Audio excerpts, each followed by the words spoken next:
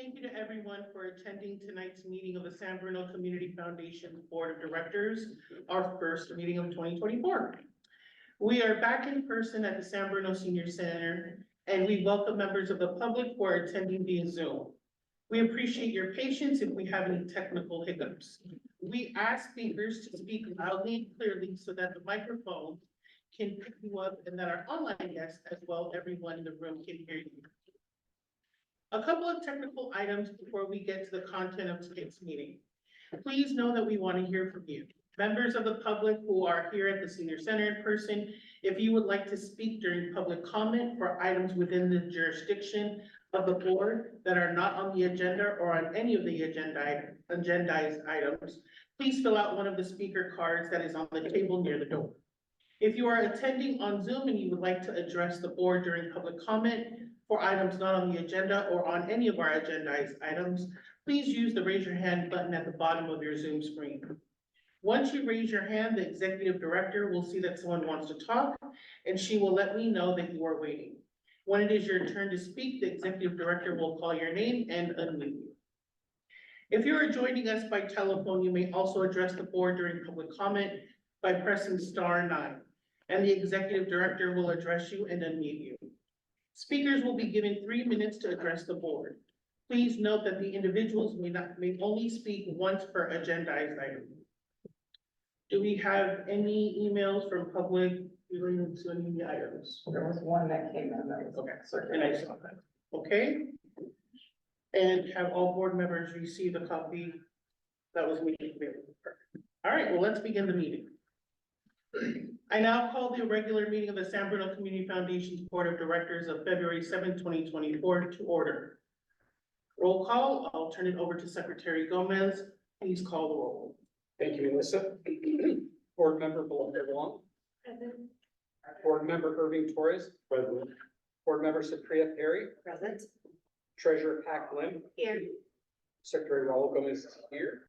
Vice President Jim O'Malley. Here. And President Melissa Natani Jones. Here. All accounted for. Thank you. Item number 3, public comment. Would any members of the public like to address the board on a topic that is within the jurisdiction of the board but is not on the agenda? For those on Zoom, please indicate so by using the raise hand button at the bottom of the Zoom screen. No hands are raised. Thank you. Approval of minutes, I'll turn it over to Secretary Gomez. In your meeting packet tonight are minutes from our last meeting of December 6, 2023 from our regular special board meeting. Any questions or comments?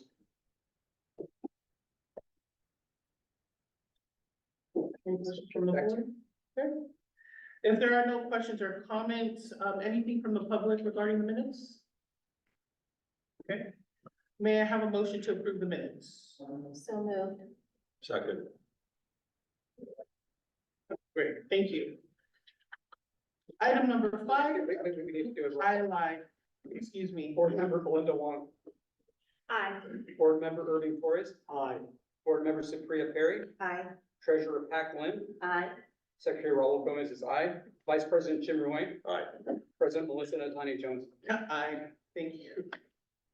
Okay, now to item number 5. Executive Director's Report. I will turn it over to Leslie. Good evening, it's good to see all of you here tonight. I have a brief executive director's report, as many of the items I've been working on will be covered in the main part of the meeting.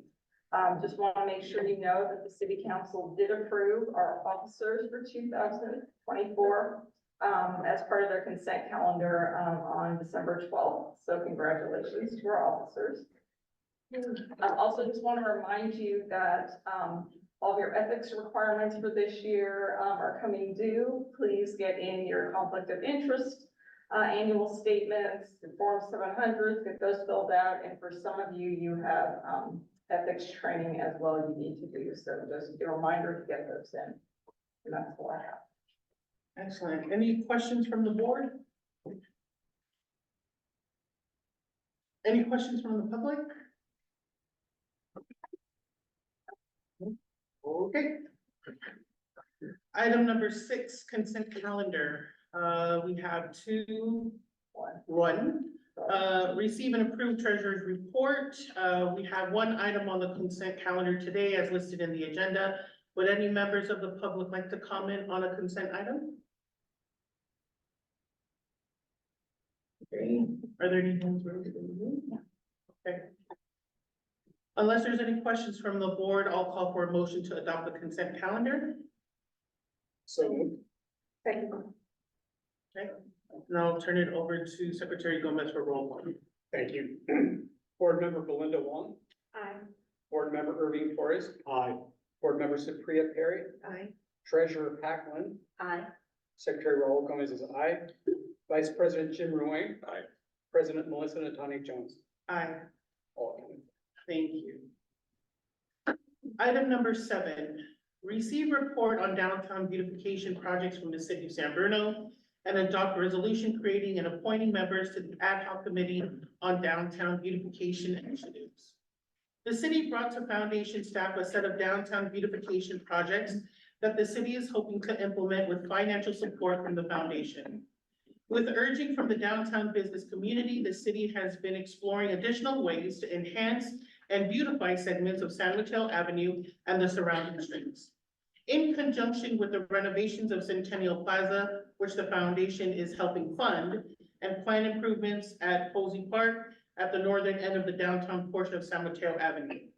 The next set of projects the city is planning are relatively modest, but would include some necessary upgrades to enhance the overall atmosphere downtown. Community Services Director Travis Carlin and Park Services Manager Dan Venezia are here with us tonight to present the city's downtown beautification projects and the city's request for funding. After their presentation, the board will consider a resolution to create a new ad hoc committee on downtown beautification initiatives to research the projects being contemplated by the city and report back to the board with possible funding recommendations. Under the resolution, I would chair the committee and Vice President Jim Ruane and Treasurer Pat Lynn would serve as committee members. If the board adopts the resolution creating this committee, such action would not commit the foundations to support any projects financially. If the committee were to eventually propose one or more strategic grants, the board would need to take separate action to consider such proposals. So I'll turn it over to Travis and Dan. Thank you. Good evening, San Bruno Community Foundation Board of Directors, President Natani Jones, board members and staff. I'm Travis Carlin, Community Services Director for the city. Tonight I am accompanied by Dan Venezia, the Park Services Manager. We are here to present a proposed downtown beautification project and to request funding from the Community Foundation. At the council retreat last Friday, February 2nd, the council came to consensus on 5 strategic initiatives. One of the strategic initiatives was downtown greening to include San Mateo Avenue and city parks surrounding downtown. It is intended that the council will be reviewing and taking action on the strategic initiatives at the February 13th, 2024 regular meeting. Next slide, please. The 5 areas of focus to improve the downtown aesthetics in the city's proposal for funding from your board are downtown planter revitalization, the feasibility of trees on Genevieve Avenue, median landscape revitalization, street pole banners, and South San Mateo Avenue marquee. The following slides will illustrate the sections of the plan and improvements in each area. Next slide, please. The city's general plan and transit corridor plan provide the long-range vision for the downtown streetscape. Policies in the plan call for improving the downtown's appearance.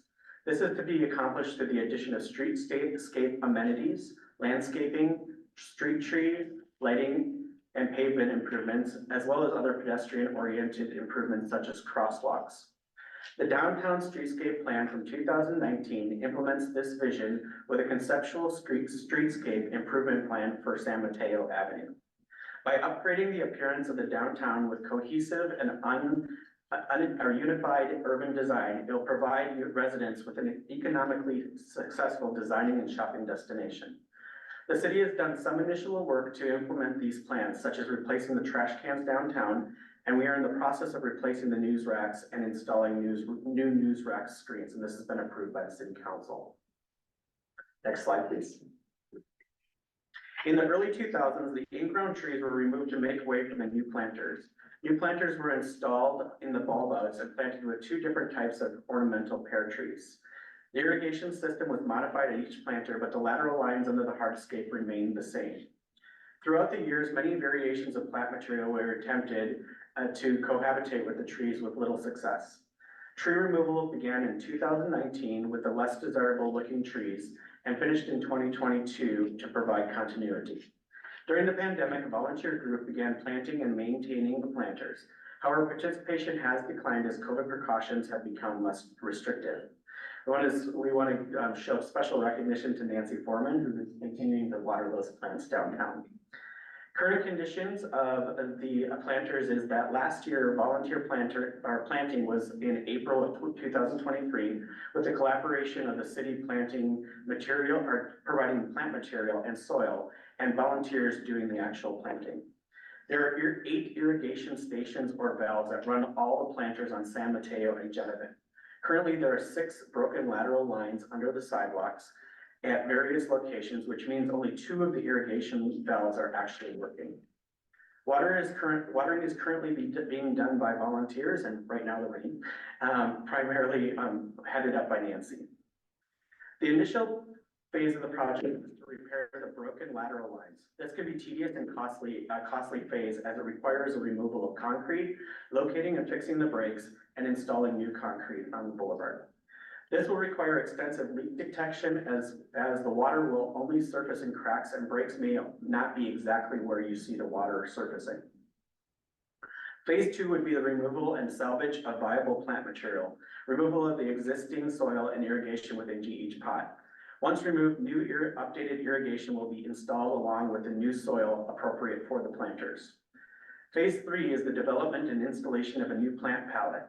We'll be working with a landscape contractor to provide plant material that creates the best aesthetic effect, requires low maintenance, and will thrive in our downtown community.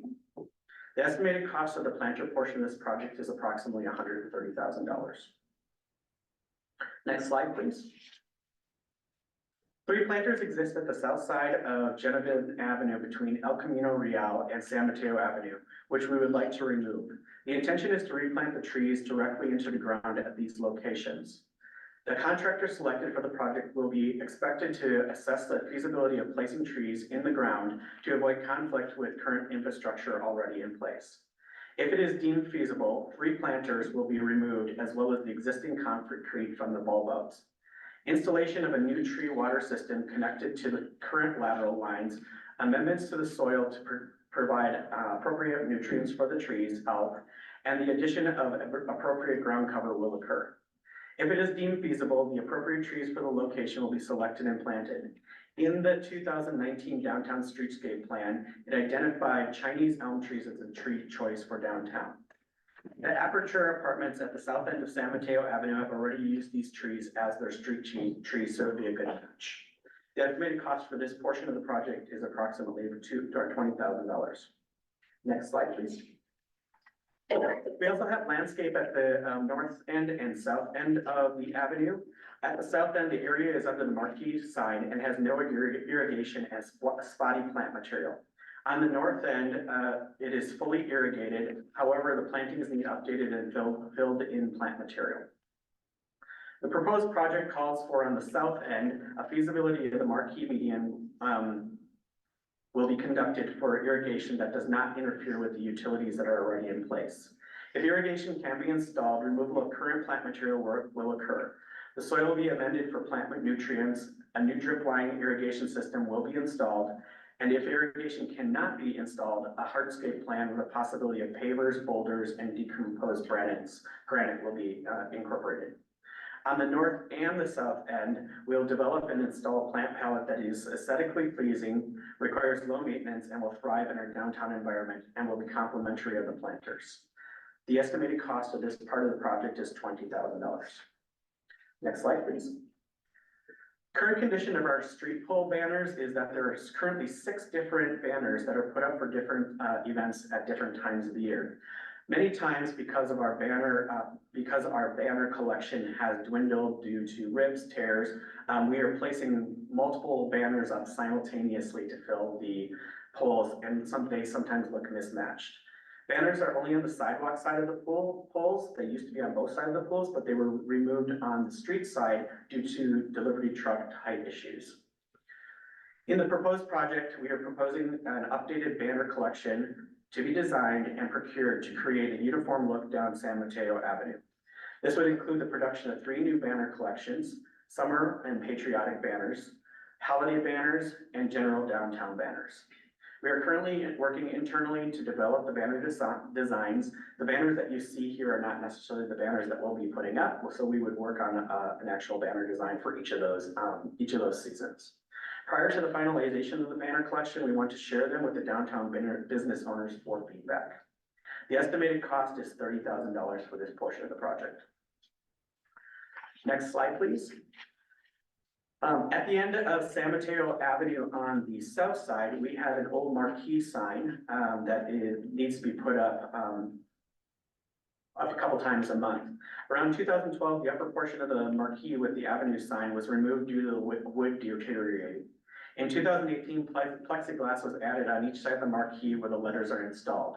Currently, the wood behind the plexiglass is deteriorating and continued repair is becoming more difficult. The proposed project would call for a removal of the old marquee, including the wood posts down to the concrete footings. The second part would be to erect a new support poles using the concrete footings that are already in place, along with the installation of new electrical to support the sign. The city would procure and install a new LED sign. There would be an opportunity to develop a policy for nonprofit use, and that would be with space permitting. This part of the project is still being reviewed by legal, and we can come back with some additional information to the board or share that with the board. The estimated cost for this portion of the project is approximately $80,000. Next slide, please. So this is the project breakdown all the way to the end. We did put in a 10% contingency on this project. With the planter revitalization, we don't know what we're gonna run into in some places under the sidewalk.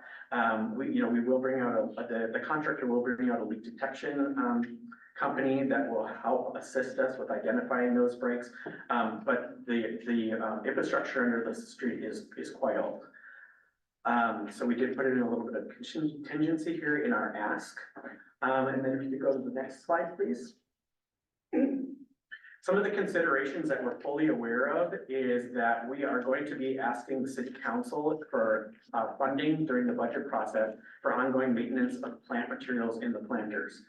Just because we plant them doesn't mean that they're going to thrive. All of them are going to thrive. So we do have to have some money in the budget in order to continue replanting planters that have plant material that fails. We have to have money to deadhead and clean up the planters as needed as well. In addition, because of the unknown conditions that I mentioned under the sidewalks, we will be requesting additional money to be put into an emergency fund for mitigation efforts while the future irrigation breaks are being repaired if that does happen again. That would be costs for staffing to come out and water the planters, also watering trucks, and other mitigation efforts. We're also fully aware that a maintenance plan will need to be developed and staff will be assigned to work with volunteers to ensure that proper care of the planters is occurring. And with that, both Dan and I are here to answer any questions you might have. Mr. Chair, I have a question for you, Travis. Regarding volunteer involvement, is that through a group like a chamber, or is it individuals, or how do you vision? Sure. One of my visions for the entire department is to formalize our volunteer program. We have volunteers here at the community, or at the senior center. We do take on volunteers for our special events, and then obviously we've worked with volunteers down at with the planter project. One of my visions is to really formalize that. I did that in my last city that I had, and we really did a good job of advertising that on our website, having an onboarding process. So this would be one element of that volunteer program that we would implement and then try to recruit volunteers to come in and help us with that. I've also worked with community groups where we brought them up for like a day to do volunteer work around the community. So, working with the Girl Scouts, Boy Scouts, and other community groups that are in town will definitely be something that we'll be looking forward to. Thank you. I have a question for you, Travis. I want to thank you for your very detailed report, and I love the ideas that you've come up with. But one quick question with respect to the Genevan tree planting. Has anyone done any research with respect to the buildings and the planting of the trees? Because I do know that sometimes you actually can't actually hit the main sewer line of any of the buildings, and that can be a costly repair up to $20,000 to $25,000. So just wanting to know, has any research been done for the proposed tree planting and the associated buildings? Sure. Our intentions on the planter portion of this is that we would actually put out an RFP, and the items that you're talking about would be something that they would have to research the feasibility of and come back to us with a recommendation. Any other questions or comments from the board regarding the presentation? I just have a quick question, Travis. In terms of the project breakdown, the numbers that you come up with for each item, was that an estimated cost? Did you all shop around? So, all the different elements of the project, we actually went out and got various quotes for the project. The planter project, we actually broke apart. We actually went to a leak detection company. We got that figure. We reached out to several landscaping companies to find out what it would cost to excavate the pots. We actually got a concrete quote on what it would cost to pick out plant palette, work with the community development to develop that. And that's how we came to those costs. And then banner collection, same thing. We went out and actually got quotes for what the actual cost would be for that project. I'm just trying to think of the other, let me move to that screen there. Marquee.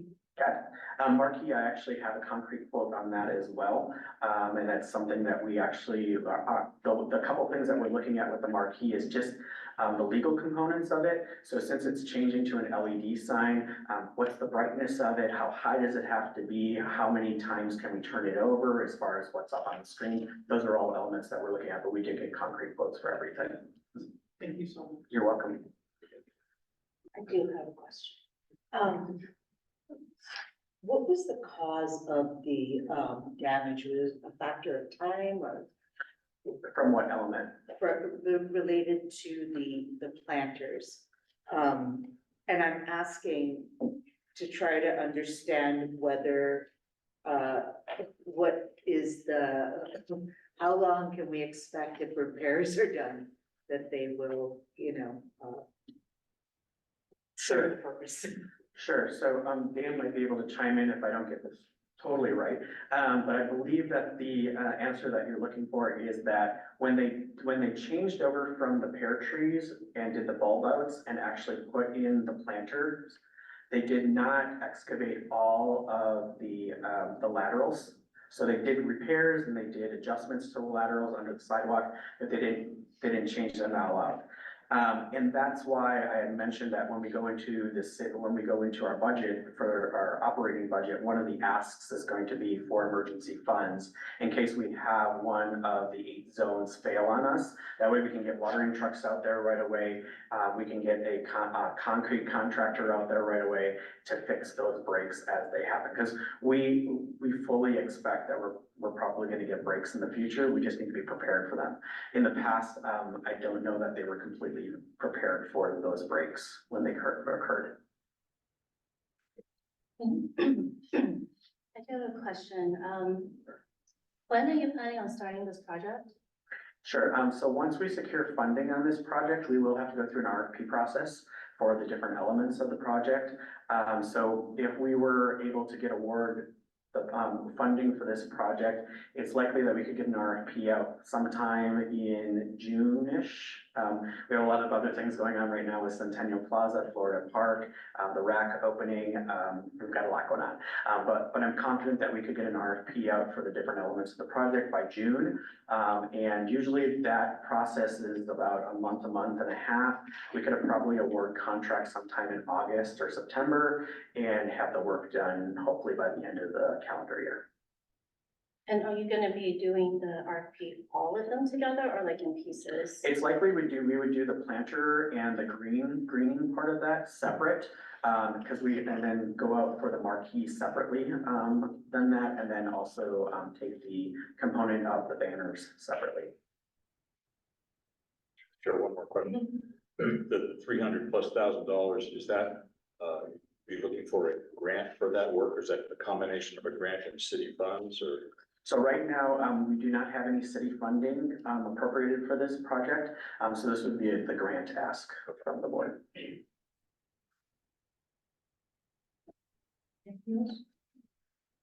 Any questions from the public or comments regarding this item?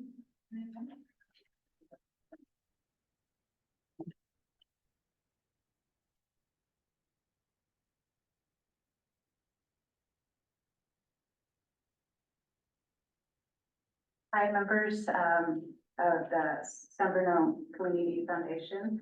My name is Sedena Traxler, and I stand before you as a proud business owner of Twice as Nice Bay Area.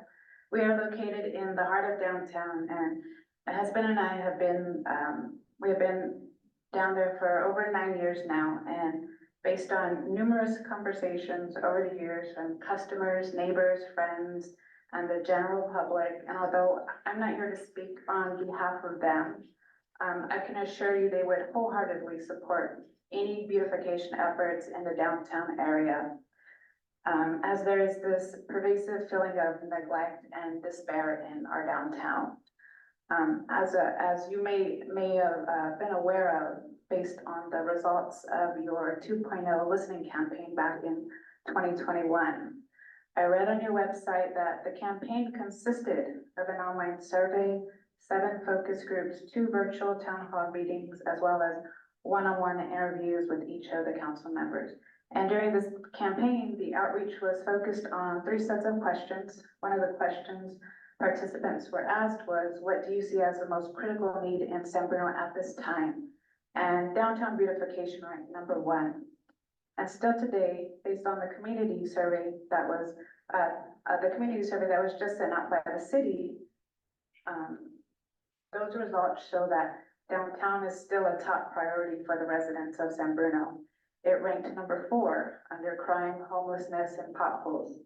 So at the cost of standing up here and sounding like a broken record, I'm here to advocate for downtown's beautification.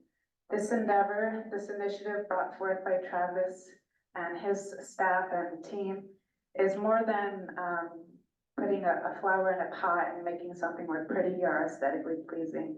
It is an investment, a long-term investment in our collective well-being and the overall landscaping in downtown.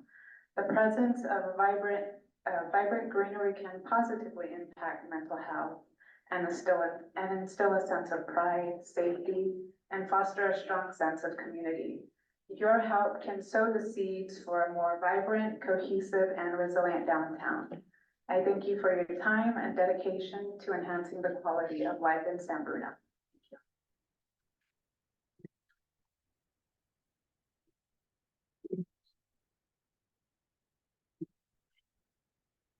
Well, just a second, I forgot to do the timer, so I will do that.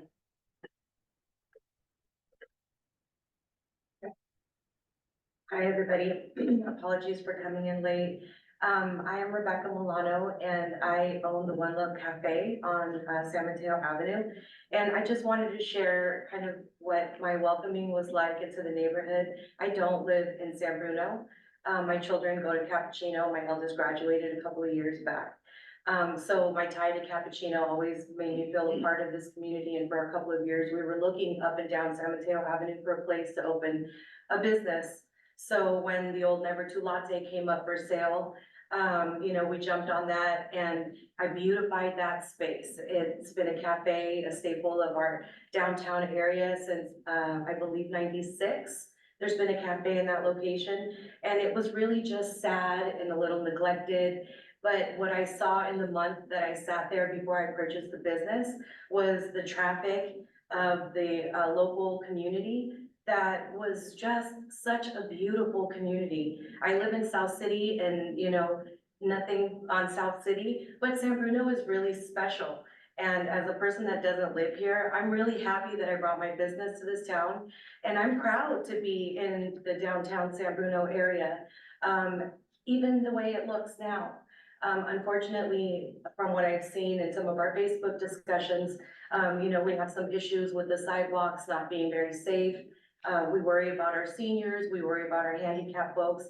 And, you know, as a community, I think that the residents of the east side of San Bruno and also the surrounding community deserve to have a beautiful downtown. And all day long, I can tell you, because I, you know, serve people all day long over coffee, all I hear about is how vibrant and thriving the downtown area once was. And, you know, with people like Sedena and Josh and Jay and her husband, you know, and the small business owners that truly care about downtown, starting to get active and coming in, you know, coming in, meeting in front of you guys all. I hope that you guys can see that there are people in the community that care. And here we are. So we're humbly asking that you know, entrust Travis, which we're really happy to have him on our, you know, in our neighborhood, and making the effort because the residents deserve it. And, you know, these little senior citizens that come by with their watering cans and come into my cafe and say, can I use your water so I can keep our plants alive out here? I think they may deserve a little bit of a break and they'd be happy to have the city take over those duties. And I'm really grateful that Travis is still looking at involving the people that care and have them be involved in other ways because it's, you know, the neighborhood is gonna need more than, you know, planters and lights. But we're working on it and we're here and we're not going anywhere. So we hope that you'll join us in our efforts to make our downtown a more beautiful place for our residents that deserve it so much. Thank you.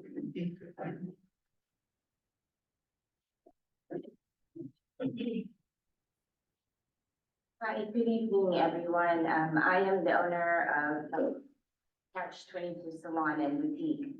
I actually had my business in Davis City for 20 plus years. And when my husband and I bought our house here, during COVID, I would walk up and down just to kind of observe what this downtown is. I am somebody that's not easily turned off of something old or something broken. So I saw a lot of potential. So I had asked my husband, maybe we could move our business here. I am in front of you and asking for your help because for us business owners, we take so much pride into what we put out there for everyone to enjoy. But we cannot do this without your help.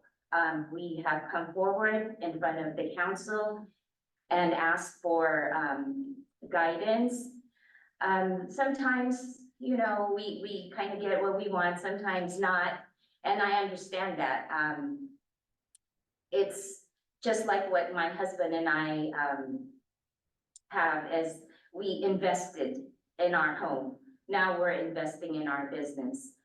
And I understand that investment takes time. We're here and I can assure you that for us business owners that really truly care, you will have our support, but we also need your helping hand into making the smallest things happen. A little plant, better lighting, better signs will go a long ways. We are 10, 15 minutes away from SFO. And I can tell you this, I've been doing hair for 35 years. And coming to San Bruno, it really warms my heart when someone walks into my shop and says, wow, this is so beautiful. Why San Bruno? Your shop looks so great, like this can be in Burlingame. And my answer to those people is, why not San Bruno? You know, we have something very, very special here. I love the old and the new, the young and the old. We just need help. So if I'm asking is, I'm just asking for just a little more support. And we're not giving up. We know that times are hard, but if we just all work together, you know, we can make our downtown so much more special. Thank you.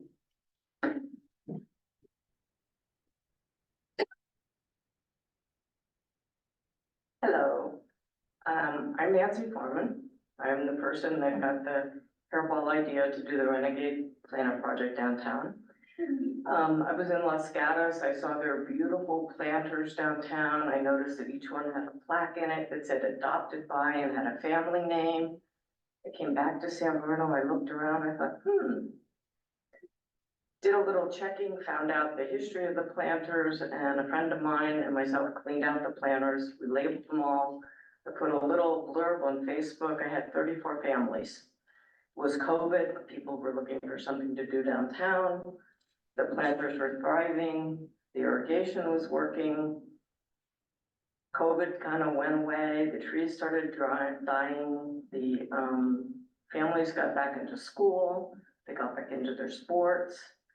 And pretty soon it was me and my 12 watering cans and a few people left. I went in, I saw Ann at the community center. And somehow, somewhere, things went awry, and somebody was asking for all these things that I didn't want, and I wanted to know what irrigation systems have worked. Oh, that's what you want, that's easy.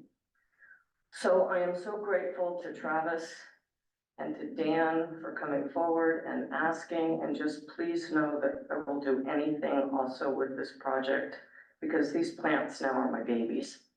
And I just really appreciate you taking the time to listen, and I'm also not going anywhere. Thank you.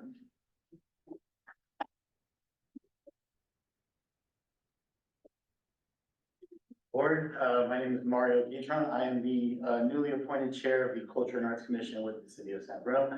I humbly stand in front of you after working with the business owners myself. When I got selected as a commissioner, I made it a project of my own to go and meet door to door the businesses and introduce myself. I'm an artist and the only active artist on the Culture and Arts Commission.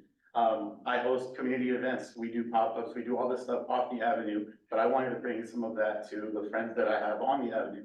My kids go to Dancelos Taekwondo, they've been going there for years.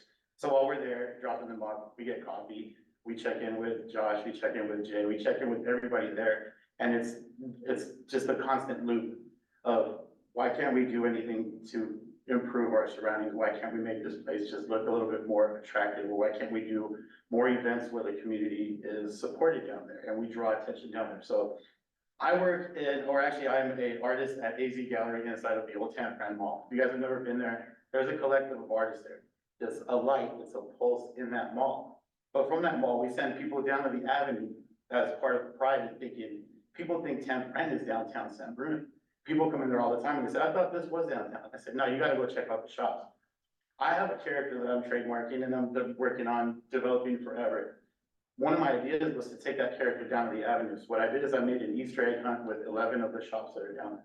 Sending people down there to go take a picture of their business, scan the QR code and come back and I give them free artwork just to try to get something going where people are now saying, hey, I checked out that one shop that you had. You guys put your art in. I went to the deli and I saw your lights in the window. I passed by Josh and Jay's and I saw the little QR code in the window that I had made for them. So all these things that I did to try to attempt to draw people down there. But it seems like futile to think that like we're all, a bunch of people are really trying to drive attention down there, but it's kind of communal that everyone knows there's not a lot of support. And it almost seems like it's, you know, we take pride in the fact that we have a downtown, but it doesn't seem like anyone is taking action. I'm sorry, Nancy, I haven't followed up on my planners, but I adopted a plan because Nancy shouldn't be the only one that does it. And though I can't get out there as often, I have been out there taking out cigarette butts and weeding. I just always forget my watering can. So thank you, Nancy, for watering the plants and thank you for the rain for supporting us in that. But what I am here saying is that there is a huge community within San Bruno of artists that don't even know there's opportunity for the artists to contribute in any way. There's tons of walls on the avenue.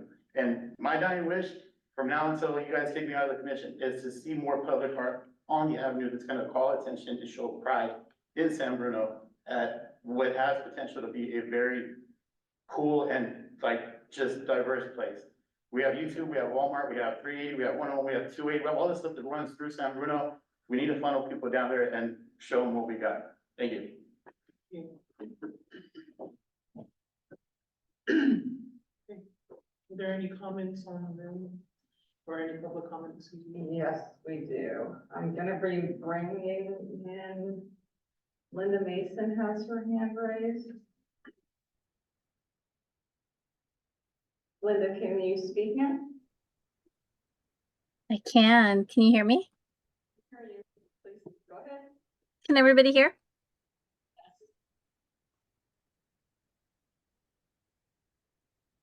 Sorry, I can't hear, but if you're able to hear me or not. Yes, okay, I see 2 thumbs up. Thanks, Raul. Great, thank you everybody for tonight. I was so happy to hear the city making this request of the Community Foundation to support our downtown. The Community Foundation funds are intended to be spent in areas that San Bruno residents decide. The second public round surveying residents identified downtown as the #1 priority. The recent city survey identified downtown as #4. The streetscape plan, created and funded to the tune of $100,000, is the second the city has created, with the first established over 20 years ago and not implemented.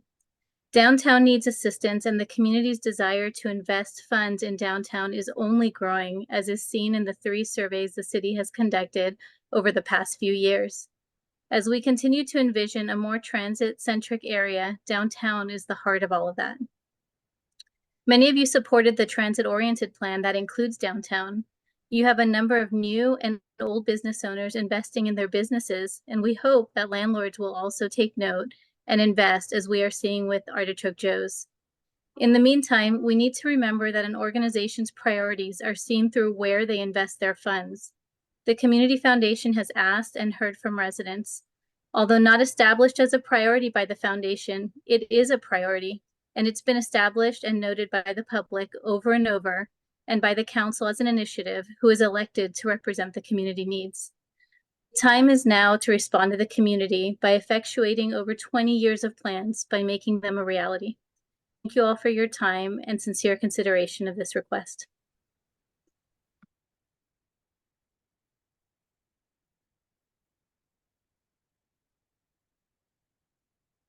I do not see any other hands raised on online. All right, excellent. Thank you for the public and your comments this evening. To the board, may I call for a motion to adopt a resolution creating and appointing members to the ad hoc committee on the San Bruno, on the SBPSD strategic initiatives.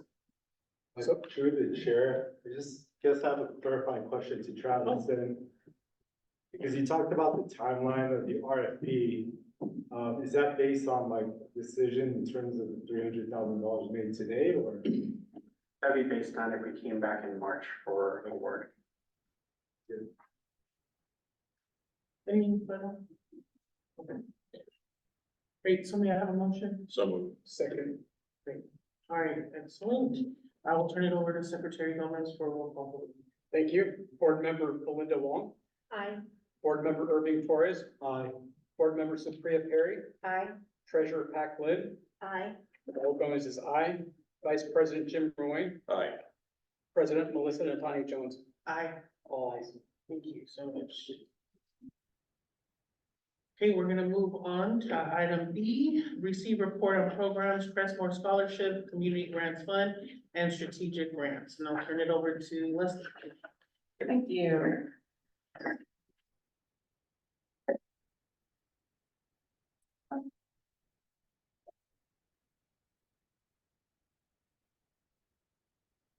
You all don't have to stay. Yeah, you all don't have to. You don't have to Feel stay. free. We'd love for you to stay, but you don't have to stay. It's really exciting.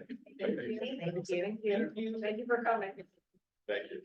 Thank Thank you. you. You too. Okay, we do still have some folks on them, just so you know. Jessica and I have been very busy with both the scholarships and the community grants. This is the part of the year where we actually are overlapping with those programs and wanted just to give you a brief, update on them.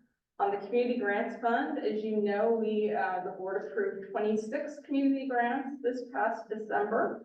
We've executed, grant agreements for 25 of the grants and have just one more to go, which we should be able to execute in the next week or so. We've been distributing grant checks to many of the organizations. This is a great opportunity for our board and staff to get out in the community and see some of our grants actually in action and to talk to the boards and organizations that run these programs.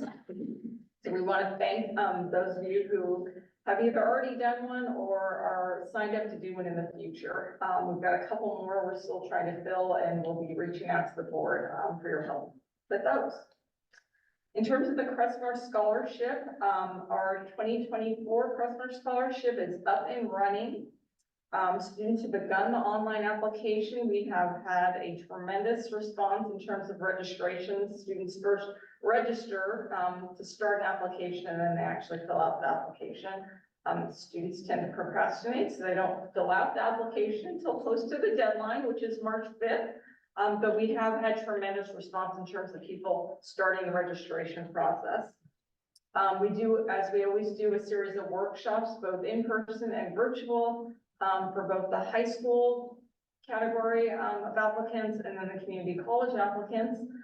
So far, Jessica has done 2 workshops, one virtual, one in person, and had good, very good attendance, especially the in-person one at Cappuccino. I think had like over 40 students attended.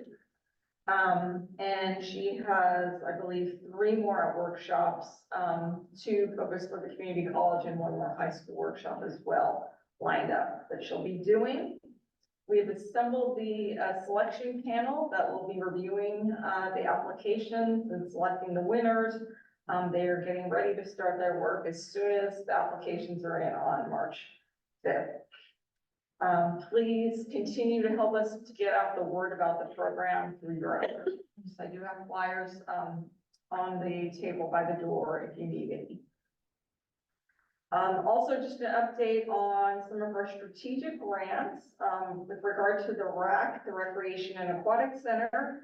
We recently received quarterly RAC reports from the city. They report to us on the various grants on a quarterly basis, and then we make payment. On the construction grant, we already last quarter paid out the full about 41 million for construction itself, that we've already fulfilled that commitment. The city has not requested yet any of the 1.5 million specifically for construction contingency, so that is still yet to be paid out. This week we will be paying out 2 quarterly grant payments for the city compliance review grant and the temporary facilities grant. That total about 75,000. Those are the only other 2 grants that are still, in addition to the construction grant, that are still active. Once those payments are made this week, we'll have paid out nearly 49.3 million of the 51.5 million we've committed. So there's a balance of about 2.2 million yet to be paid. And of that 1.5 million is the construction contingency, which is only if the city actually needs those funds. Construction is moving forward, although the rain isn't helping matters. The city is still aiming for a spring completion. The city continues to work on its plans for an initial launch, as well as a grand opening ceremony later in this half of the year. We hope to know more in the next month or so about where we stand with the actual opening date. So stay tuned for that exciting news, that the foundation will be involved in whatever that grand opening ceremony is, and we hope all of you will be able to attend and participate. With regard to Centennial Plaza, as you know, we committed $500,000 to the Centennial Plaza improvement project in the downtown. The city received bids for the project from contractors in January, and they will be taking an item to the city at its next city council meeting, February 13th, to select the contractor, approve the project budget, and approve the additional funding needed to complete that project in addition to our funding. So we should, on that one as well, know more next month as to where that stands. And that is my report on programs. Great. Any questions or comments from the board? Any from the public? Do not see any hands raised on Zoom. Okay, great. So this was a report only, no action to be taken. Okay, we're gonna move over to item number 8, which is our study session for this evening. Conduct strategic planning discussion on post-RAC program and investment strategies and provide direction to staff regarding potentially revising such strategies. So we had one strategic planning session in November, which was a recap of the 2021 strategic planning process. And tonight's session is a follow-up to that.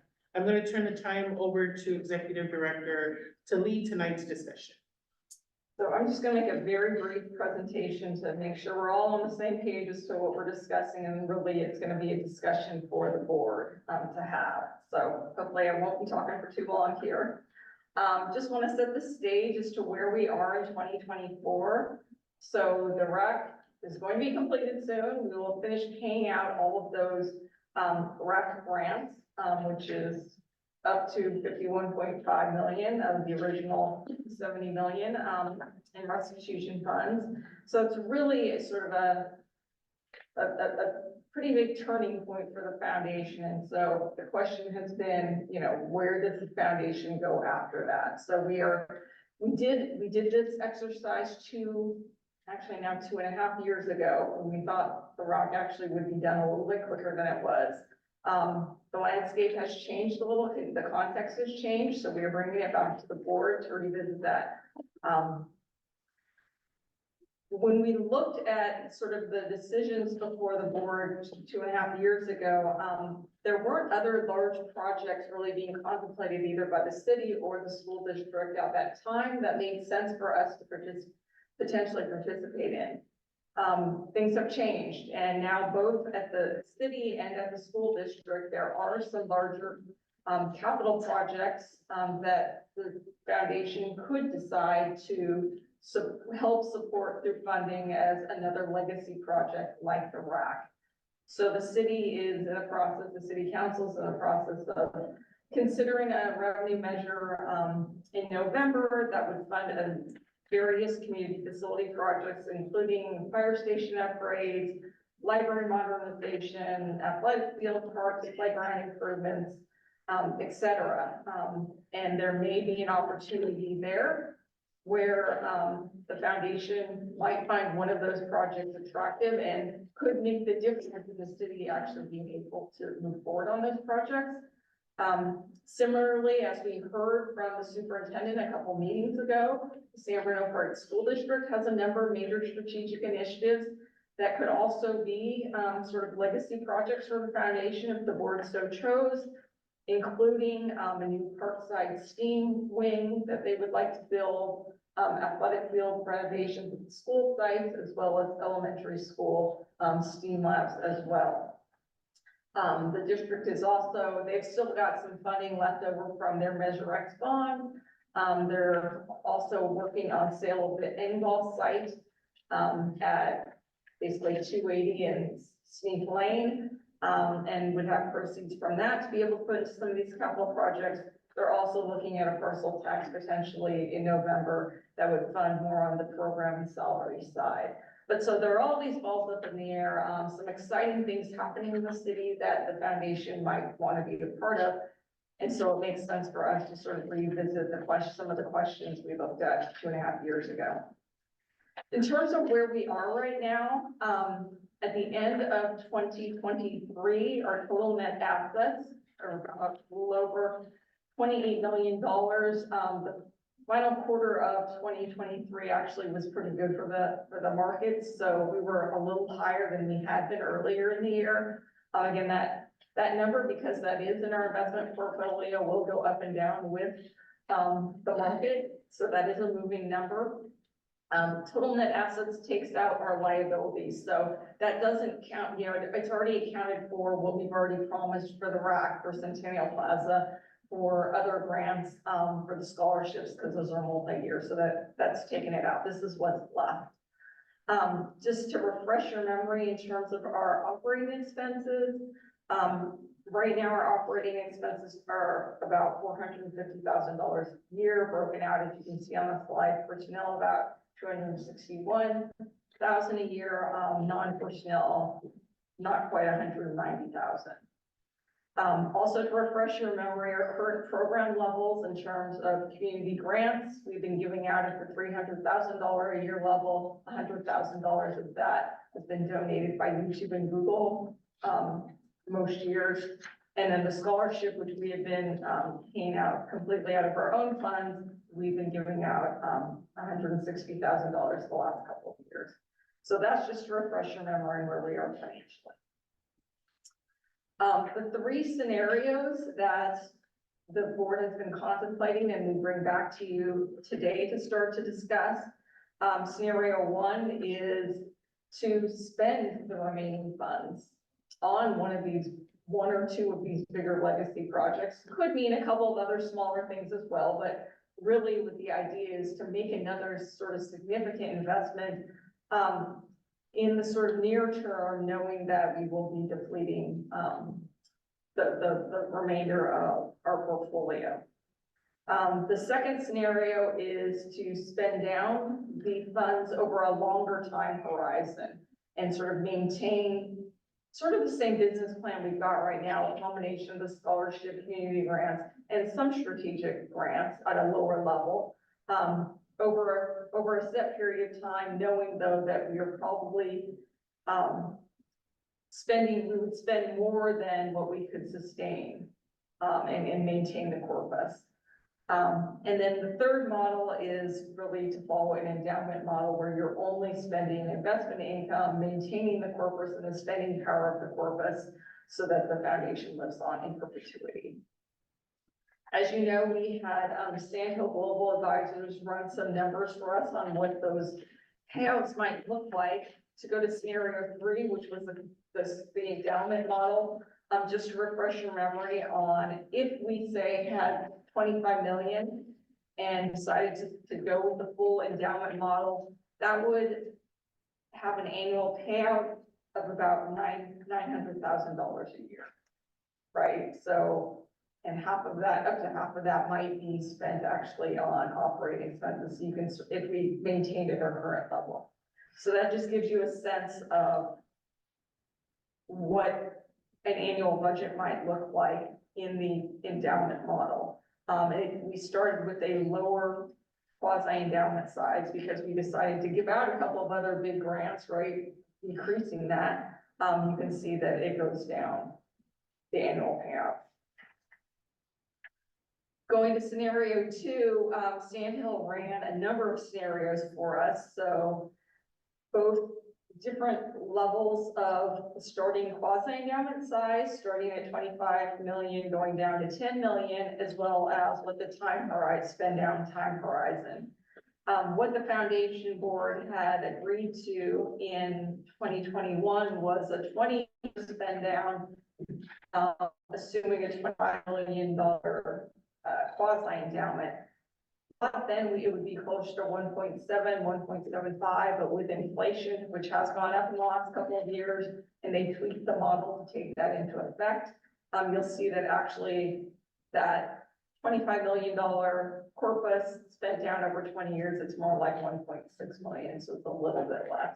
But that annual budget versus the $900,000, if you did it as on the endowment model, does give you another $700,000 a year to put out into the community for other types of grants and projects. So it does really bolster the budget now. Just have one chart showing sort of the pros and cons of the 3 different scenarios. Scenario 1, where we do pick 1 or 2 more big legacy projects and spend the funds in the near term. We can make a big difference on some big projects like the RAC. I mean, that's the big advantage of that scenario. I think the other big advantage is you would be spending a bigger proportion of the funds on direct program because we wouldn't be living for as long and you wouldn't be spending it on operating expenses. The cons is that potentially the foundation in its current state would not continue after some point without unless there was some replenishment of funding. And so the entity of the foundation might not be able to play the role it's been playing in the community. And programs like community grants and scholarship would inherently terminate at some point. Spending down over the next whatever 10 to 25 years, we would be able, the pros would be, we would be able to continue as an entity, as a community resource. We could keep the scholarships and grants programs going, and we would be able to make some sort of medium-sized strategic grants for the next whatever duration of time. The cons are that, you know, we will have to have some discipline in terms of our budgeting because we will be more limited than we've been in recent years. We wouldn't be able to make those bigger strategic grants, right? The $1 million types would be hard. At some point under the scenario, the foundation again would probably phase out without some significant replenishment of funds. And then for the endowment model, you know, the biggest pro is that the foundation would continue in perpetuity as a community resource. We could keep the community grant scholarship programs going. And you could always decide at a later date to make some sort of change. But until then, you would continue to operate. The cons are that you would have a pretty modest annual budget. And so it really does limit what you can do in any single given year. A greater proportion of the payout would go to operating expenses sort of inherently. And if you wanted to do some even medium-sized strategic grants, you might have to then cut back on the scholarships and community grants in order to make the math work. So those are the pros and cons. Some of the key questions as the board starts to talk about the different scenarios. In scenario one, I think there's a question about sort of how it would work with the either identifying legacy projects. I mean, the reality is right now, the city and the school district, while they're contemplating a number of projects, there's still a lot of questions involved in the air. Both are looking to put revenue measures, likely to put revenue measures on the November ballot, so they may not really have their plans in place for a number of months. One thing we could do is, like we did with the RAC, we made sort of an initial conceptual commitment, right? Early on, we said to the city, we are committed to helping you with the new recreation and aquatic center at the level of $50 million, but we didn't actually legally obligate ourselves to it until the project started, and then we approved each individual grant, which then ended up totaling $51.5 million. So we could do something similar like that, and to make upfront some commitment that we are interested in helping with X project. That would help the city potentially do its planning, or the school district as they just make their their revenue measure plans, but not really formally commit until we see, does the bond pass in November? And is the city, because chances are our funding won't fully fund any of these projects either. They will need their own funding in addition. And so, our funding, our moving forward with our commitment would be contingent on them coming up with the rest of the funding. Other questions under scenario one is, when would we phase out community grants and Crestmore scholarship? Would we try to do it for a few more years, or would we really just take, if there's like 25, 26 million left, are we basically committing that? Plus, enough, we'll save enough to make sure we've got our operating expenses paid for, and maybe just a little buffer. But that would mean that at some point, discontinuing those two programs, and when would we pull that trigger? Looking at how operating expenses could be scaled back in terms of staffing and other operating expenses. As you don't do community grants and scholarships, we do put money into those programs in terms of marketing and sort of the IT infrastructure for those applications, et cetera. We could save some money there. And then also the question of, we would probably need to amend our investment policy, definitely program policy, maybe, it may still work, our current program strategy framework, but then when do we do that? With scenarios 2 and 3, questions include, do we make changes to our scholarship and community grants? Because we're gonna have a tighter annual budget. Do we scale those back or do we keep them in their current form? Do we add a fundraising operation?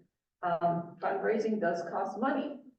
And so, you know, while we're trying to actually constrain expenses, would we invest in that with the hope it brought in more money?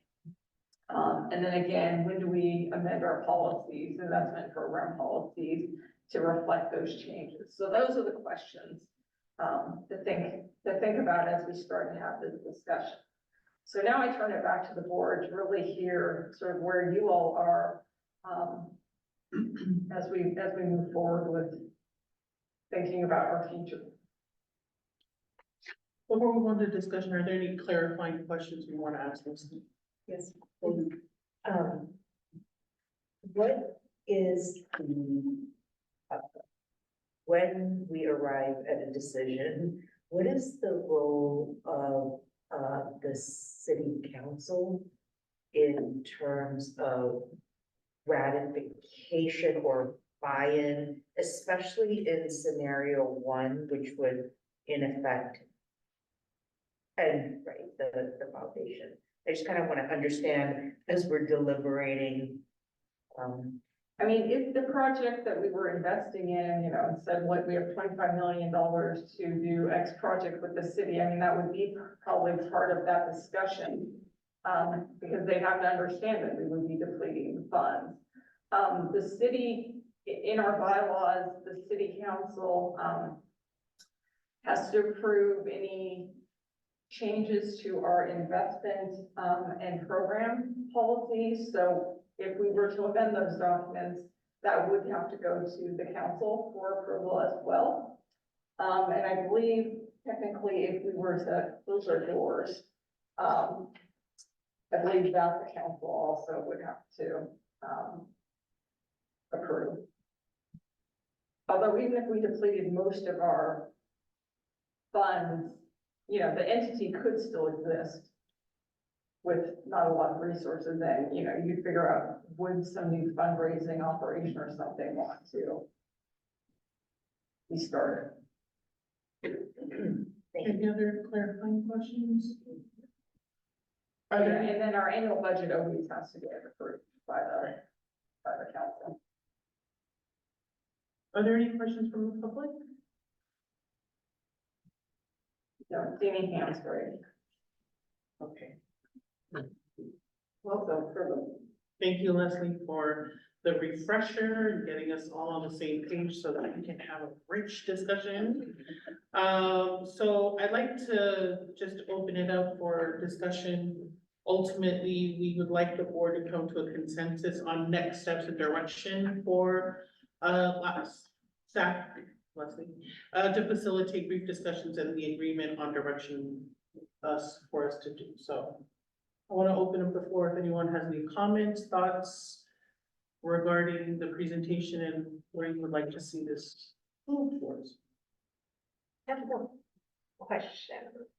In terms of like, how has the foundation measured the impact of the grant funds and the scholarships? Like, do we have a measure of having given those out in the last X number of 10 as for the duration of the foundation? What kind of impact and what would be the reaction to say, we're gonna end them, right? Because there are a couple of the scenarios we're effectively saying we're gonna end those and whatever impact those funds or that activity.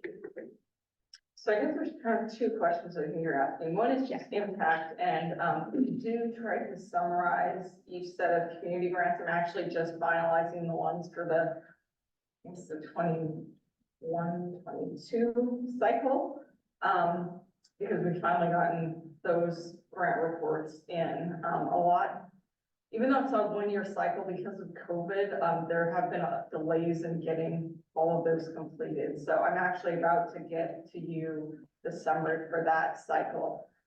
So we do have some measures of how many people have been impacted and what those grants have done. Scholarship is a little harder to measure, quite frankly. I mean, we can tell you where those kids went to school. We've had a few who didn't complete. But I think that happens. And most of them are still very junior in their careers, even the ones who have graduated, right? So it's still really hard to measure sort of the impact there. And then I think in terms of sort of if we took it away, I mean, it has been a resource. We've been putting out $300,000 in grant funding for organizations that support San Bruno for the past 8 years. And so that sort of funding would go away and those organizations would have to find other sources of funding. You know, most of those, we do have a 3-year, you can only get funding for the same program for 3 years in a row. So we've made sure it's sort of built into the way we structured it. We didn't want people to become completely dependent on getting funding for us, to make sure that they have other sources of funding for their programs. Also, they're not guaranteed. I mean, we get asked for way more money than we're able to grant. So organizations don't automatically get it year, you know, for their 3 years and then they roll off for a year. So there's never been any guarantee for any of these organizations to get the funding. But yes, it would be a community resource that would no longer continue. That would allow us to sort of phase out so that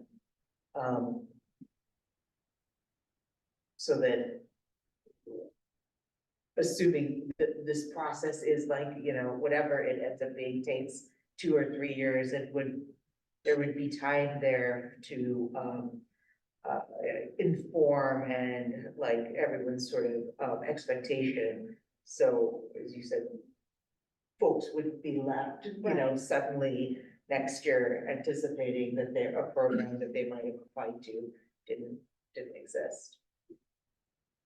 Even in the scenario 1, right? Right, like you wouldn't have to terminate them immediately, right? Yeah, you could phase them out over a couple of years. I mean, that would be up to the board as to how you would want to handle that. The thing to remember too about the scholarships is they are multi-year, so some students get them over 4 years, so, and you need staff sort of to administer that. So to the extent that we saw ourselves spacing out, you wouldn't want to keep giving out 4-year scholarships all the way to the end. Without some mechanism, either changing what those scholarships look like, maybe you do give them one lump sum instead of each year, or just having thought about how, from a profit standpoint, you would administer that.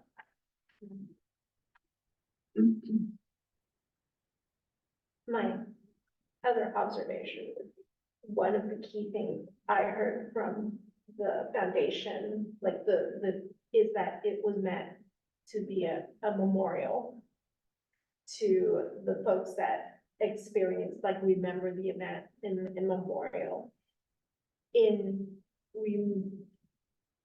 phasing out the foundation, what would we do in terms of keeping that concept or that legacy with the intent of having created the foundation? So that would be the other just question and comment on. I'll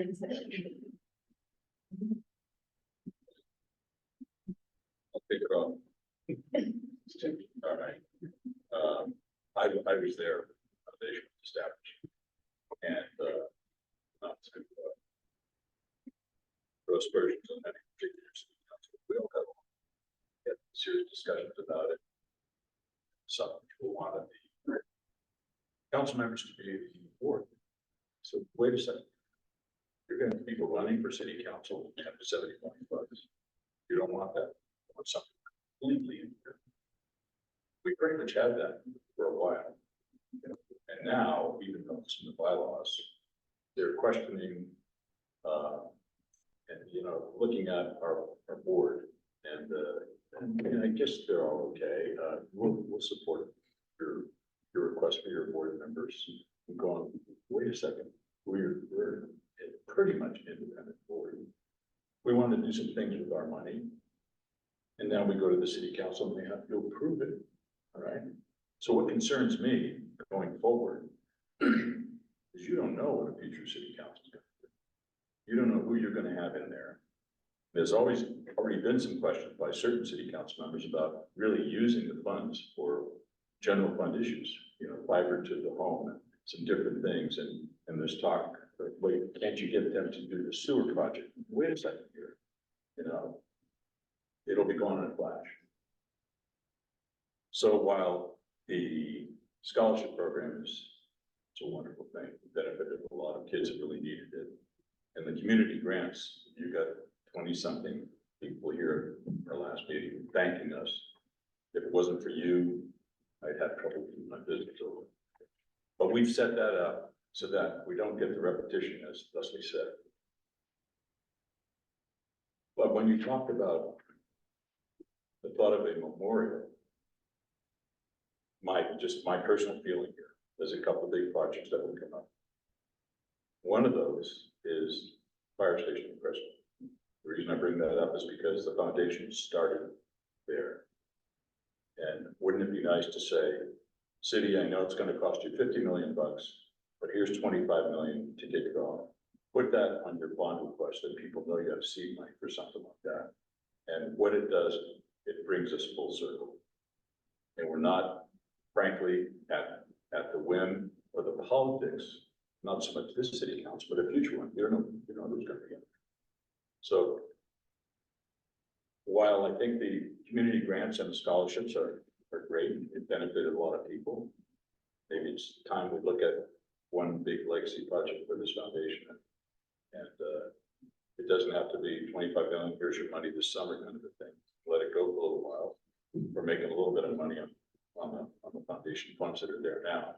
So we can keep a couple of these things going for a while. But my personal feeling is one legacy project, the final wrap this up and make it full circle. So that's my thoughts. Let's have a second. I don't want to take up a lot of time, but I actually align very closely with what Jim had mentioned. I honestly believe that for the tragedy that San Bruno experienced before the pipeline explosion, that again, having the money spent on the Crestmore fire station is the right thing to do to round out again the giving back to Crestmore community, if you will, and then having something that is going to be long-standing as something that we can memorialize and to understand that the money did actually go to, again, something that we can hand or see long-term, if you will. So again, I just think that it's the right thing to do, that I am really supportive of. Again, like Jim said, the grants and the scholarship program, I think they're wonderful. It's so great to see those programs and support them, but at the same time, I really don't want to water down what the Community Foundation is doing. And I think scenario one actually fits best for me.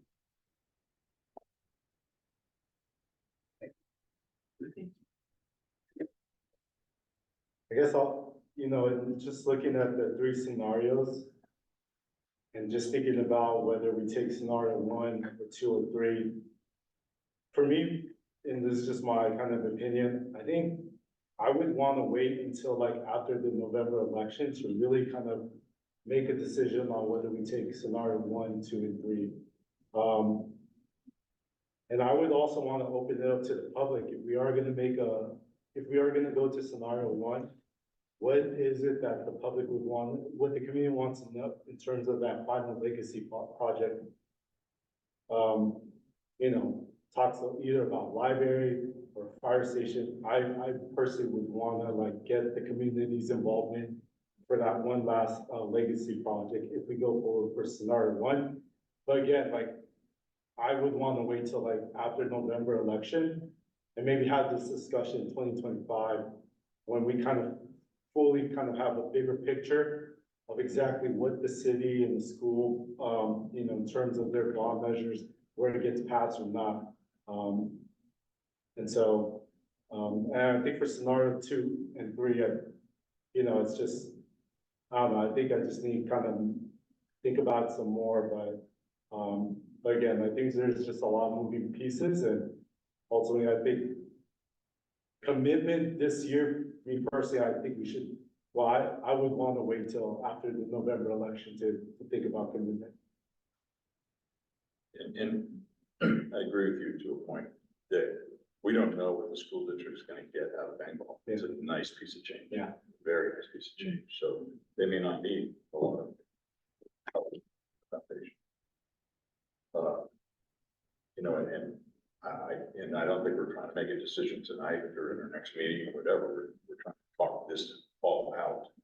And, but if the city knows that, you know, we're open to these 3 things, and one of them might be some type of a legacy project, they might come to us and say, you know, if you're willing to partner with us, we could put this, I think they're thinking about a bond measure, and it's gonna be decided on pretty soon, November. And like I said, if the city said it's gonna be A, B, or C, and we have seed money already, it's not like we're asking you to put the whole bill. It would probably look a little bit more promising, but I understand what you're saying completely. You don't wanna shoot ahead, so, yeah, a lot of money.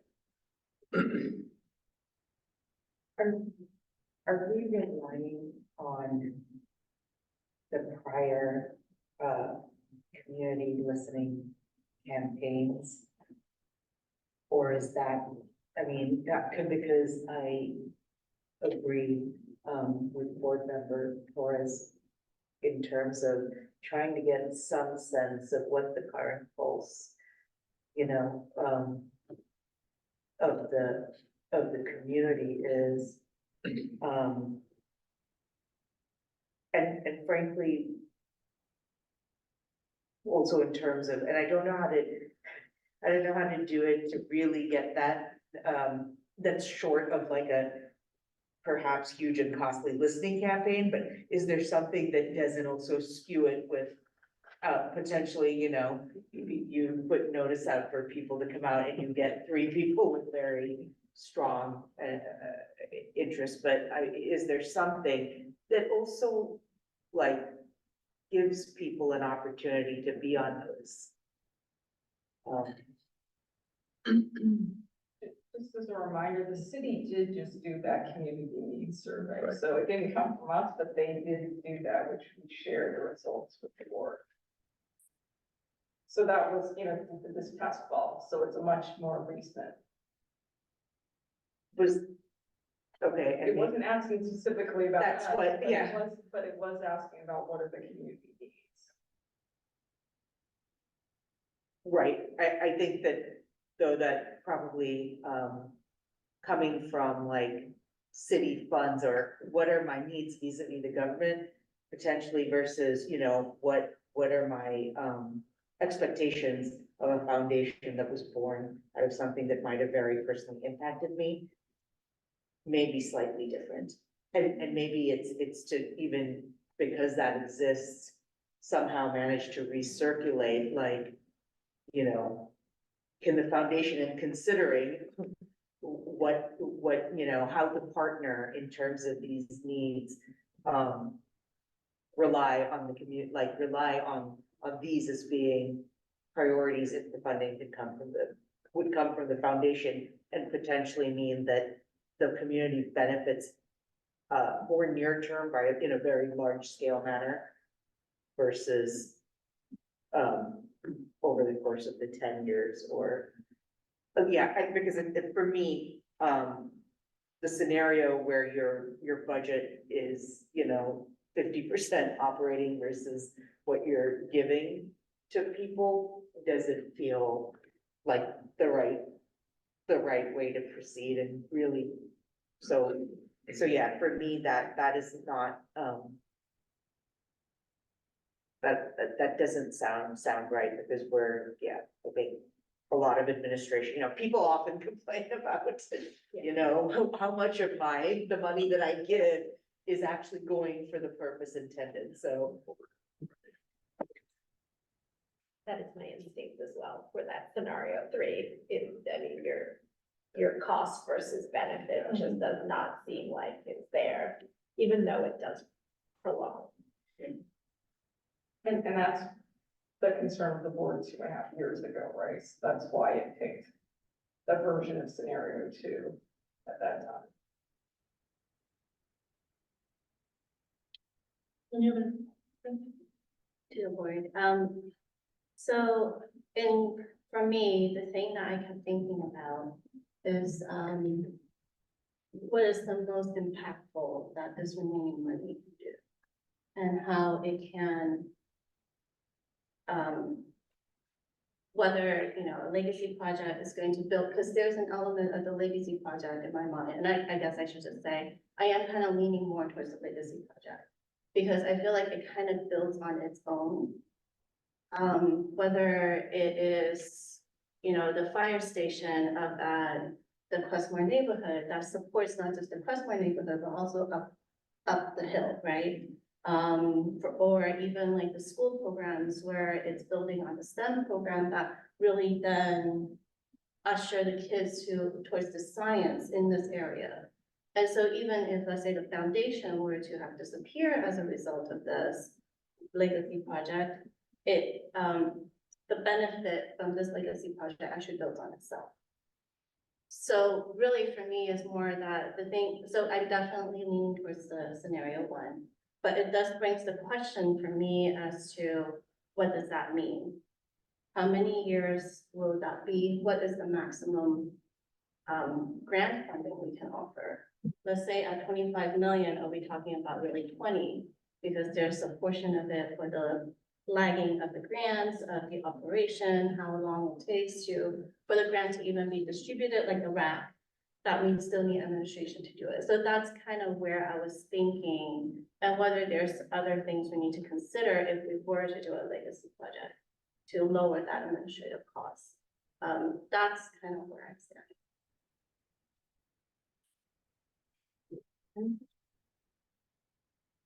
I guess just one add thing, if we come to a consensus about scenario 3, that like, maybe that's not the option, we want to go forward. Then is that the conversation then just focusing on scenario 1 and 2? I guess I will leave it to my colleagues, like, is there consensus about like maybe scenario 3 is not the, like a definitive, like out of the picture, and maybe just more conversations on scenario 1 and 2? In my mind, the only scenario 3 that would make sense to me would be if we are actually going to go after incremental revenue streams. Right, so that your cost is not going, because you've got a fixed budget. Yeah. And you're just trying to spend that fixed budget over perpetuity, your cost is always gonna be a higher percentage of what you're gonna provide the benefit. But if you're actually gonna generate revenue as part of that process, then you can run it like a business, right? Then you can also be able to get that. You have options, but then it means that, as I understand from my learning, is that we've done that analysis and the fundraising aspect of it. The potential is not really that big for this foundation. Cost money to think. Exactly. So that's the way I saw the scenario. It's like scenario 3 would only make sense to me if we were actually gonna be able to generate revenue that makes it more of balanced or more benefit. Yeah. I guess, just that for me, just kind of hearing from you all, like I'm, moving like in the next month's session or down the road. I'm open and fine with like talking about scenario 1 and 2, not so much scenario 3 at this point. I think after hearing from all of you, but that's just me. I guess that's why I was like posing that kind of like idea to this board. So yeah. I think I'll just add a few thoughts regarding it all. So I hear sort of wanting to re-engage community around what could possibly be a legacy project. And the only thing I'll say to that is I just wonder if we as a board could create a framework around that and then present it to the community versus having just community like say everything under the sun so that we can sort of help ourselves get towards a decision. This is one thing. I'm not a fan of scenario 3. So I'm with you and I can ask the question to the rest of the board about a consensus around 3. Someone who works for a nonprofit, I think fundraising and diversifying funding to keep something afloat is a big lift that we currently don't have capacity to do. So it would be an increase of staffing, to be able to maintain that. And that's actually a discussion we had already 2 years ago. And we just decided like, I don't think that that would be sufficient, but I'm glad we're revisiting that conversation. But it would be really hard given San Bruno, the type of funding that we currently receive is, very kindly from YouTube, and other smaller folks who support us as well. But that's not sustainable moving forward. And I don't know that there are any people in San Bruno or who have San Bruno connections who would be willing to sort of park their money in a foundation like the San Bruno Community Foundation. So that's just something that I also think about. I am a fan of a legacy project being on the committee for the RAC. I think I get really excited every time I see that there's been progress because I think of that place as sort of the, this is what we did with majority of the funding that was granted to really help community members and their families and the young people be able to thrive in a city like San Bruno, where where we have done the best we can in the last, 80 years with the center we had before, but this one really is 21st century. It really is gonna help empower young people in our community to really take advantage of that. And for me, that's a wonderful legacy that the city will be able to benefit from moving forward. And as we've heard through our meetings with the city, that there is interest of, relocating or redeveloping the fire station. And to Jim's point, being that we are stewards of funding that came out of a disastrous fire in our community, and that the fire department was sort of not the first responders, but they literally helped save lives, and to continue to facilitate that whole thing for a while. And so for me, giving back to the community to help uplift them through a much more advanced and updated fire station could really help should anything like that ever happen again, or for that community. And I'm also very curious about what this board governance would look like if we were to move to scenario 2 or 3. We would literally be continuing on to do our portfolio that we have in place now. But does it offer something as big and as impactful as the RAC Center is going to do? I know we've had other strategic projects that we've funded that are also really awesome projects, like the Japanese Memorial and other things that we've been able to do. But I also just wonder if another big legacy project could really just define and sort of lead the foundation to what its purpose was from the beginning. So I have a lot of thoughts, clearly, but I'm happy that we all are able to really talk that through as a board. But I just want to pose the question that Board Member Torres brought up is do we have a consensus to eliminate 3 and that we would only be discussing 1 and 2? Would that be something that we all agree on? I agree. I do. Yeah, okay. So thank you. It sounds like there's more discussion to be had. I think we're now teetering between 1 and 2, or maybe a hybrid of the both, I don't know. But I do know that the scholarships and the community grants have been very impactful for our community. a lot of San Bruno students would not probably be able to get scholarships had it not been for the foundation, community grants, of all the services that are provided here in the city of San Bruno, really important too. So I think that that's just something that I've heard several times tonight that we should be thinking about as we move towards sort of deciding how we want to move forward with the balance. With the scholarship, that program, I would ask if that is something that could transition to the San Bruno Educational Foundation. And perhaps inspire them to continue something that they would do, because it would fit with their charter. The community grants is different, but at least the scholarships, that seems like that would be something. So are there any other next steps that we would like to direct to our staff member? Yes. I think, the question of, the question of whether we wait to see what happens in November is something that we potentially can address, you know, maybe at a next time or, because I think that might, I feel in agreement that, that'll inform kind of, not just whether it's one or two, but also like what we're considering if we're under one. Can I ask a clarify? Is that waiting specifically to see what the makeup of the council is? Or is that waiting to see what, so it's then it would be a combination conversation with them as Jim. Yeah, the city just had their strategic planning just last week.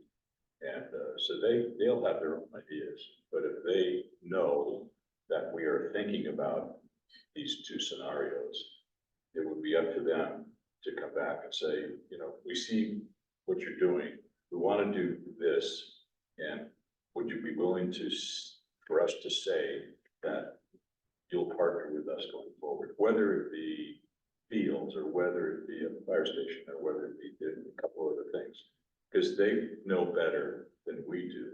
I don't think it's up to us to say, we want to spend $20 million on a fire station. Well, wait a minute, we have another priority here first. They know better what they need. You know?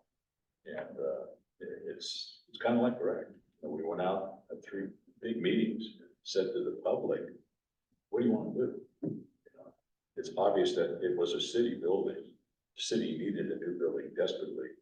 Boy, it just made so much sense. We had the money, they had the wherewithal to use some parking lot fees and other stuff to augment what we could put in. And we're gonna have a first-class operation, you know, so they might come back and say, a fire station, for instance, is gonna cost $50 million bucks, but if we knew we had seed money of 20 or 25 million, you go to the voters and they say, well, it's not, you know, not all out of our pocket. We have this, and it just makes sense. I think the city get a feeling for what we're talking about, probably come back to us and say, okay, you know, we're thinking about A, B, and C. Do you think you might be able to partner with us if in fact we went to the public for it? And, you know, the public might say, no, forget it, we're not gonna pass it on. Get your help some other place. But I don't think we should wait until November to actually have a discussion with the city, letting them know that, you know, 3 is out, the one or two, but if we're gonna do one, give us an idea of what you think is, because they reached out already, they just finished their surveys. So then I probably would like to know kind of what timeline, if we're trying to get something that shows partnership in November versus waiting. So thank you, yeah. So that would be something I'm kind of looking to, a timeline for when we would need to make a decision on an initiative that would allow the city to propose a bond measure that is, that shows a partnership with the foundation, as seed. Wouldn't we need to do that before November? Well, and I'm just wondering how, Oh, no, like, I'm just, I'm working backwards. Oh, Right. Do we need to figure it out like next week or? I think they need to know by probably May, June, me to be able to put it on the ballot. Okay, And they might even need to know it by April, because I'm assuming they'll need to do another survey of sorts. City council would most likely need to, right, take a vote to place it on the ballot, and Yeah, Yeah. so there's a process. That feels tight to me, just my opinion, Right. but, you know, I certainly, Councilmember Ray goes far more about. so what would you all like to do? Do we want to? Do we want to engage in conversation with the city, around what we're thinking? To see if it's a viable option to us to partner? I'm just trying to repeat or reflect what I'm hearing, regarding perhaps a legacy project. maybe Leslie could talk to the manager, and say, we've had this discussion, and, what's the best for both of us to proceed? Because it does sound like we want to partner with the city on something. And clearly our funding would not be sufficient for a legacy project, and they would also have to put in for it, so I think that that's a very strategic conversation that needs to be had, or what we can expect on our measures, and we think that could help us also influence the decision. Is that we're at least open to discussions with I think the so. city about. Yeah, because, and I'm sorry, I said councilman, but, vice chair and board member, right, but, also, because we did have, conversations with the, San Bruno Education Foundation, so kind of in a similar vein, maybe what you just said, Leslie, of approaching it as we don't know yet who we want to partner with. Is that fair to say or not? I mean, Yeah, But that we're considering Yeah. Yes. potentially a larger investment, a larger legacy project, right, with that, but let's hear what you have to present to us. Right? Yeah. Yeah. Okay, so I think we have some next steps. Awesome. Leslie, are you satisfied? Thank you. Okay, excellent. So thank you for engaging in that conversation. I think it's important that we all give our input.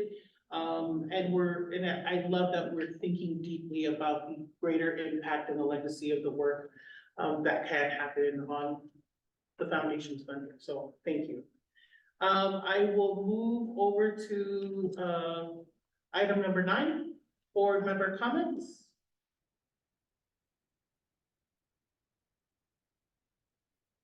It's really cool to be in the same room with all of you. I think this is my first time. Awesome. Any other comments? Okay, cool. I will move to item number 10 and 11. These are closed sessions. So the next 2 agenda items will take place in closed session. The first item is a public employee performance evaluation pursuant to Government Code Section 54957 for the executive director. The second is a conference with labor negotiators pursuant to Government Code Section 54957.6. This item is to handle any adjustments to the executive director's compensation. The agency designated representative is myself, Board President Melissa Donna Jones. The unrepresented employee is the executive director. So before we go into closed session, would any members of the public like to address the board on agenda items 10 or 11? I do not see any hands raised. Okay. Excellent. So we will now go into closed session. We will adjourn the meeting, and after the closed session item, we will not be returning to the public meeting. Thank you. Yeah, we're gonna go to